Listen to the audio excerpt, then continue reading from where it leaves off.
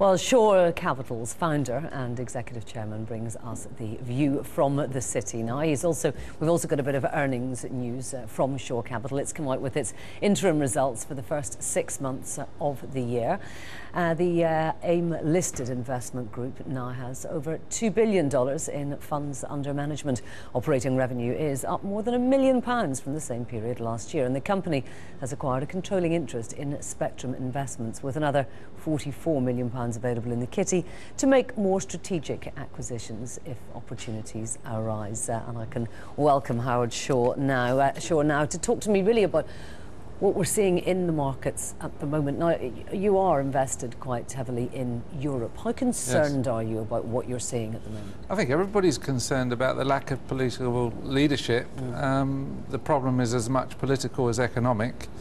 From my perspective, the sooner we get the sovereign defaults, the better, because the market hates uncertainty the most, and uncertainty feeds through to the macroeconomic climate. So you're actually waiting for Greece to default? Yes. You don't think that there is another way around this? We're waiting for a telephone call this afternoon. Is this simply as giving another tranche of money that can't be paid back, just putting off the inevitable? Yeah, it would be good money after bad.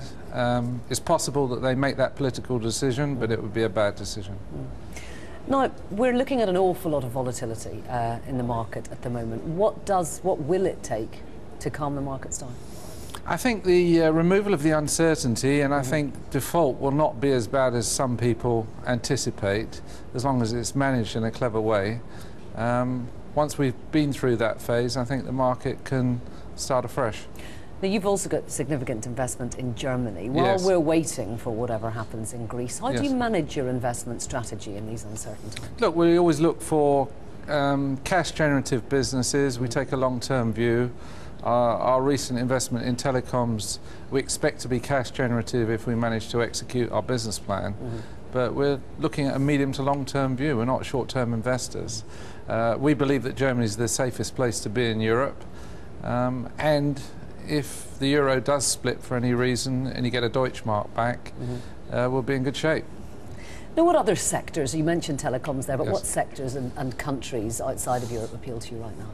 Well, I think everybody's been looking at emerging markets, and to some degree we've benefited from that in our pre-IPO fund. We had a big win on a Brazilian oil development company.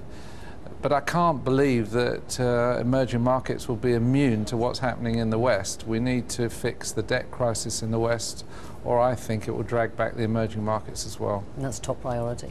Yes. Yeah. You're also quite interested in Israel, aren't you? Yes. What is it about Israel right now that has attracted your attention? Well, they have wonderful technology, very advanced in telecom, software, healthcare, and I think it's those new innovations which will help Western economies progress to the next stage in their economic progression. How concerned are you that if what happens in Europe drags on, it will have a wider effect, that this ripple effect will actually drag us back possibly into another global recession? I'm very concerned, and I think it's something that the politicians could address. The lack of leadership does worry me. I think that one of the exceptions has been the UK government, where at least our government has tried to address the fiscal position directly and rather bravely. With all the austerity measures in the UK government, do you still think they should stick to their guns despite the flack they're coming under? Yeah, I mean, they've got no choice but to stick to their guns. We've restored confidence in the gilts market. We can see what happens in the rest of Europe when that confidence erodes. And let's be honest, government expenditure is not going to go down. The rate of increase is going to reduce. So, put it in perspective. Indeed.